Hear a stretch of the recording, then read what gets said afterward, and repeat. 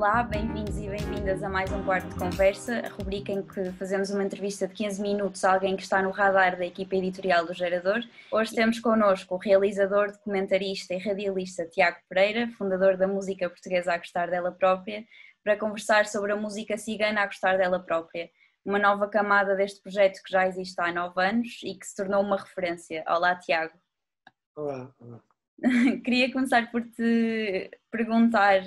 acho que para falarmos disto da música cigana A Gostar Dela Própria,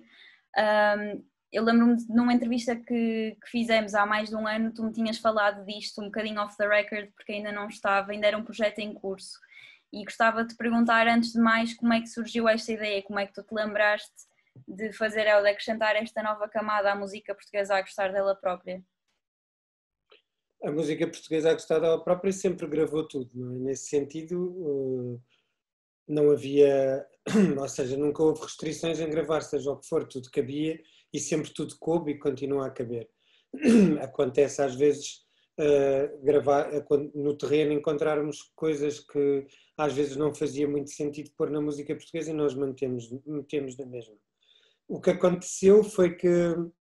logo no princípio da música portuguesa, acho que foi em 2012, eu fui para Moura gravar durante uma semana e em Moura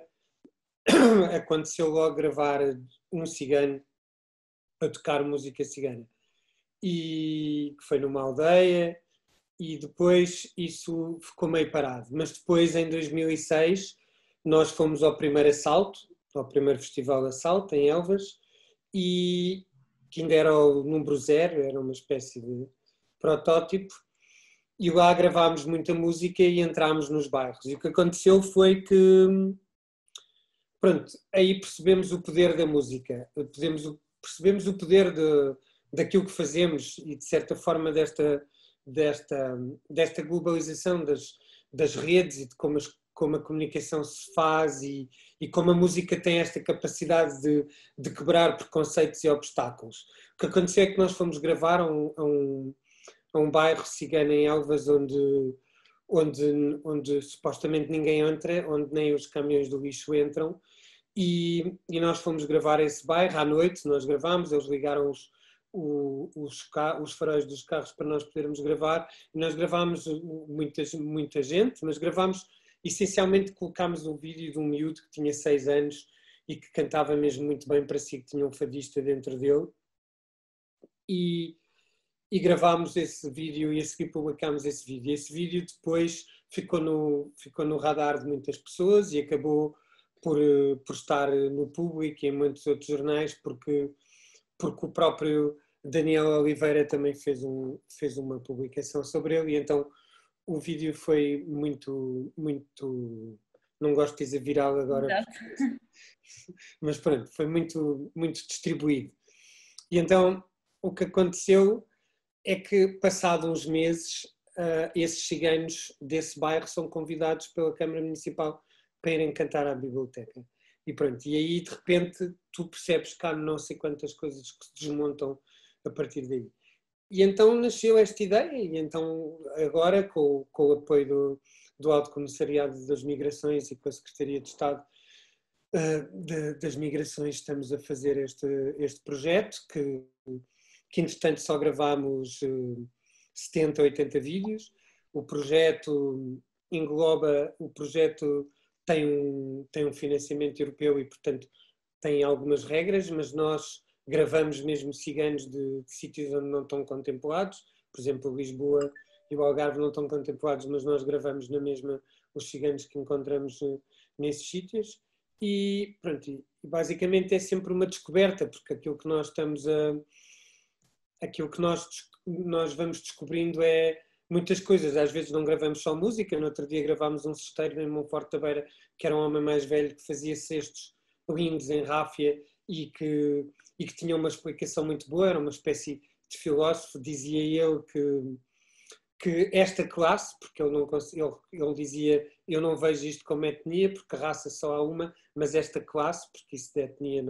não é para mim, e ele dissertava sobre isso, o que eu achei muito interessante.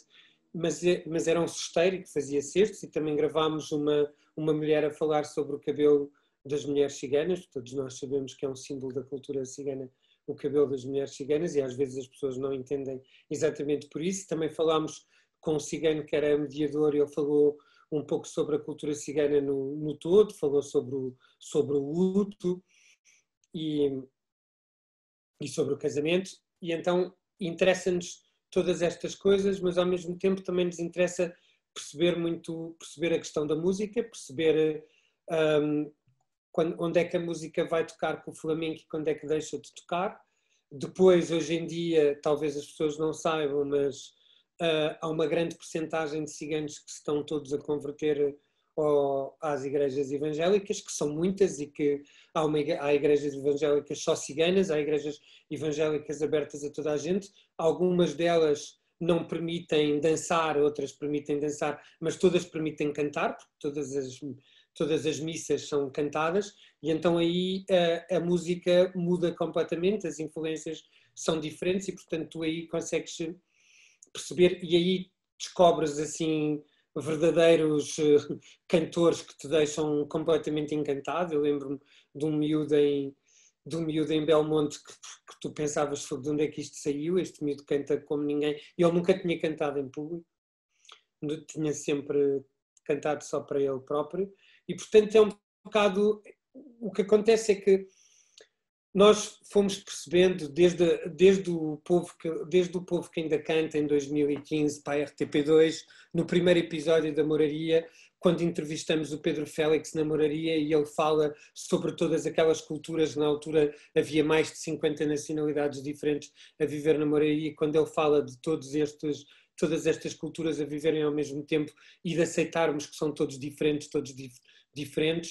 ele também fala que a música tem este papel. A música tem um grande papel de certa forma, de conciliador social. E nós acreditamos isso na música cigana, porque acreditamos sempre que o preconceito, isto é uma forma de combater o racismo, mas é uma forma de dar a conhecer e de combater o preconceito pelo conhecimento. Tu acabas sempre por dizer, eu não sabia que eles cantam tão bem, isto é impressionante, e eu acho que isso é uma... Nos tempos que vivemos é muito importante ter esse realce que se pode fazer à cultura cigana, porque tu estás a dar a conhecer.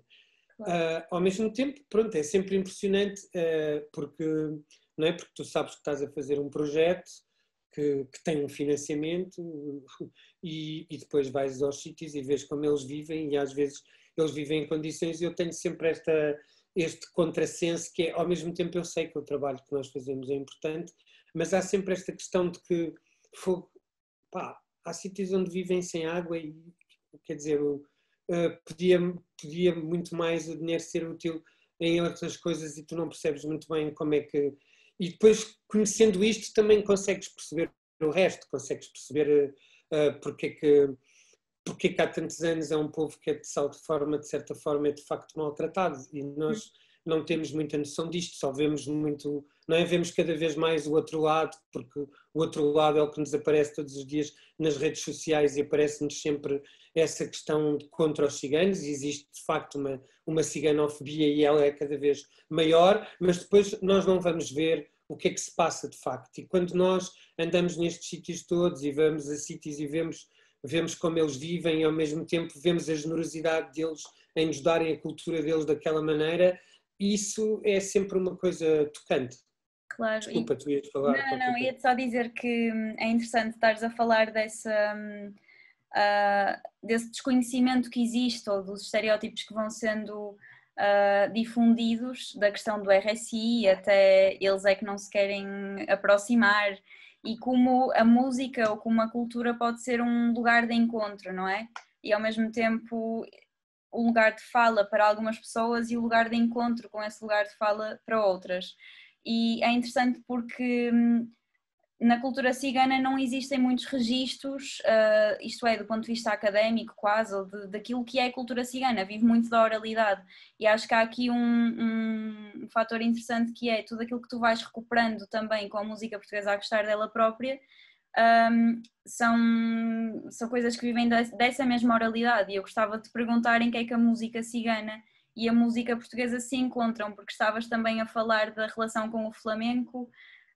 e acho que é interessante perceber estes pontos de encontro. A música portuguesa grava tudo, não é? A música portuguesa dá a conhecer, por isso é que eu digo que eu sou uma espécie de Robin dos Bosques da música portuguesa, porque vou descobrindo a música portuguesa e vou dando aquilo que é menos conhecido, ou seja, aquilo que é mais pobre em termos de distribuição e de promoção, e vou mostrando essa música. E, portanto, isso é o que eu vou fazendo, e gravo toda a música, e às vezes há um bocado a ideia errada de que eu só gravo velhinhas e que só gravo tradição oral. Não, eu gravo muita coisa, e cada vez gravo coisas que estou aberto a gravar cada vez mais coisas, porque eu tenho noção de que a música portuguesa, a gostar dela própria, é um projeto que é sempre contemporâneo. Enquanto eu estiver a gravar, vão sempre surgir novos projetos e vão sempre surgir novas pessoas a cantar, e interessa-me gravar essas pessoas. Por isso é que também acontece acompanhar, não é? Lembro-me, por exemplo, que no canto alentejano, por ir às aulas do Pedro Mestre de canto alentejano em Serpa, eu tenho miúdos que agora cantam no rancho de cantadores da Aldeia Nova de São Bento, que têm 16, 17 anos, e que eu gravei quando eles tinham 8, e gravei quando tinham 10, e quando tinham 12, e quando tinham 14. E, portanto, é sempre bom ir acompanhando as coisas. E com a música cigana é exatamente a mesma coisa. Eu fui a Elvas e gravei já pessoas que já estão muito mais velhas de quando eu gravei há 3 anos, e é sempre bom ter esta questão de que tu estás a acompanhar este momento, não é? Nós gravamos o aqui e agora que acontece naquele facto, naquele ponto, e com a música cigana é a mesma coisa, mas nós vemos logo, em relação ao que tu dizias, pela questão da música e pela questão de quebrar preconceitos, que a forma como os ciganos são tratados em Portugal é diferente de como são tratados em Espanha, exatamente também por isso, porque o flamenco lá é património imaterial da humanidade, e portanto isso é outra coisa. E depois há esta questão de que muitas pessoas têm esta lógica de que o flamenco não é português, quer dizer, a partir do momento em que tu tens ciganos em Portugal, que nasceram em Portugal, que são portugueses e que cantam flamenco, o flamenco acaba por ser português. É uma prática que existe para aquelas pessoas e que a têm como delas. Logo aí existe aquele flamenco português, que é aquele flamenco das pessoas. Porque depois isto é muito engraçado, porque se tu estiveres no norte do país, tu percebes que os ciganos, quando falam entre eles, misturam mais um espanhol que é mais galego, e se estiverem mais no Alentejo, na Raia, vão misturar um espanhol que é mais castelhano, e depois há todas estas variações da forma como falam. Portanto, acaba por ser uma cultura muito rica, e depois há toda esta questão de que eles aprendem por eles próprios, e aí é quando toca na música portuguesa, é quando tu percebes que é a música no seu sentido primordial, porque os ciganos, tal como as pessoas que eu gravo na música portuguesa a gostar dela própria nos outros sítios todos, essas velhinhas, etc., cantam para elas próprias, e portanto é uma coisa que é a música no seu sentido, que é para eles só se escutarem porque sim, e então esse porque sim faz com que a maior parte deles não estudou música, aprendeu sozinho, aprendeu a tocar viola pelo YouTube. Tu vês, por exemplo, na música cigana mais evangélica, tu vês que eles vão seguindo os modelos de alguns cantores que cantam em espanhol e que têm discos editados e que são super famosos, e depois eles cantam e eles cantam mesmo bem, e tu percebes, e tu ficas sempre a perguntar como é que eles aprenderam, e eles aprenderam assim, aprendem vendo e aprendem por ouvido, que é o mesmo processo das pessoas, é o mesmo processo que está na gênese da tradição oral, não é? Tu aprendes a escutar. Claro, e acaba por acontecer um bocadinho também com o flamenco na dança, e que lembro-me de fazer uma entrevista para uma reportagem com uma mulher cigana que me dizia que os ciganos já nascem com a arte dentro deles e que aquilo já está lá, e efetivamente não é uma coisa que se Isso e os vídeos do TikTok, porque, percebes? Isso e os vídeos do TikTok, porque no outro dia nós gravámos uma cigana, no outro dia, foi a semana passada, ainda nem sequer publiquei esse vídeo, mas gravámos uma cigana num bairro em Albergaria à Velha, e ela tinha 5 anos, e ela dançava uma música da Rosália, e aquilo era incrível, mas vias que ela ensaiava, vias os gestos, vias a forma, e tu percebes isso, percebes a parte que nasceu nela, e depois percebes o orgulho que ela tem nisso, e tem este lado cómico, que depois é uma música da Rosália, não é? que tu sabes que já é um fenómeno da globalização do flamenco e que já não é propriamente uma cigana, já está no outro lado, mas já é uma cigana em Portugal que está a dançar aquela música dela e que já lhe está a pôr coisas dela que vêm na alma e outras que são prática, que é o tal vídeos do TikTok. Mas que também traz uma certa valorização, diria, o olhar e ver que a cultura é reconhecida a uma escala maior. E eu, se calhar, nós já temos pouco tempo e eu vi uma publicação tua uma vez no Instagram da Música Portuguesa a gostar dela própria, que eu gostava de convocar aqui para o fim, em que tu falavas sobre uma vez em que foste com dois artistas, dois músicos irmãos ciganos à RTP, à Antena 1, e que para eles tudo era desconhecido, os estúdios, os microfones, e que para ti foi uma sensação muito boa de estar quase a fazer serviço público por os levar lá. E eu gostava de te perguntar se sentes que a música cigana a gostar dela própria pode também ser uma plataforma de acabar com a segregação, no fundo, daquilo que é a cultura cigana e de a levar a lugares menos óbvios. Claro, se isso acontecesse era espetacular. Obviamente eu não tenho essa, não sou pretencioso a esse ponto, não é? A mim o que me interessa é ser um mensageiro. Eu passo uma mensagem. Se a minha mensagem ajudar para que as pessoas vivam melhor, sejam elas ciganas, não ciganas, isso é sempre bom, não é? É isso que me interessa na música portuguesa a gostar dela própria. Nós tentamos criar um novo paradigma social baseado na escuta e na partilha e que isso tenha transformações sociais grandes. Pronto, isso é uma coisa, mas obviamente que tu sentes sempre, quando seja qualquer coisa que faças de dar a conhecer uma coisa e que as pessoas valorizam, tu percebes que estás a fazer. Por exemplo, desta vez que eu fui à Albergaria à Velha, eu tirei imensas fotografias, eu nunca tiro fotografias, não gosto muito de tirar fotografias, mas desta vez tirei fotografias e perdi tempo com as fotografias e tratei as fotografias e partilhei as fotografias, e as fotografias foram um sucesso gigante e as pessoas só comentavam os sorrisos, ninguém foi lá comentar se eram ciganos ou não. Isto a mim é o que me interessa, não é? Tu aí sentes que é a tua vitória, tu percebes que as pessoas entendem aquilo, mas veem seres humanos, e é isso que me interessa. Na música portuguesa, a gostar dela própria, o que me interessa sempre é o caráter humanista de tudo isto que eu faço, mais do que outra coisa qualquer, mais às vezes do que a própria música, e portanto aí tu já ganhas. Dessa vez com os irmãos foi incrível, porque nós estávamos a gravar ao pé de casa deles e eu tinha que me ir embora para a rádio e não tinha convidados, e então de repente disse venham comigo, e eles entraram na televisão e percebes, de repente eles os dois entram de carro pela Antena 1, pela televisão fora, que tem toda aquela coisa dos seguranças e que é uma grande confusão, e vão e entram pelos estúdios e as pessoas, e tu entras e toda a gente a olhar, parecia uma coisa, não é? Porque as próprias pessoas não estão habituadas, isto é quase uma coisa que não acontece, e de repente eles estavam a tocar e a cantar no estúdio da Antena 1 e isso foi uma coisa muito forte, e eu sei que para eles também foi uma coisa muito forte, porque eles perceberam que, não é? De repente eles aquilo não era um direto, mas tinha esse impacto, eles estavam num estúdio e eu acho que fazer isso e depois as pessoas ouvirem e aprenderem a música deles e naquele espaço onde eles estão habituados todos os sábados às 6 da manhã a ouvir as pessoas que eu gravo, a acompanhar as minhas viagens que eu tive com a velhinha naquela terra ou na outra, de repente naquele dia tiveram ciganos que também faz parte da tradição oral, etc. Isso é muito importante,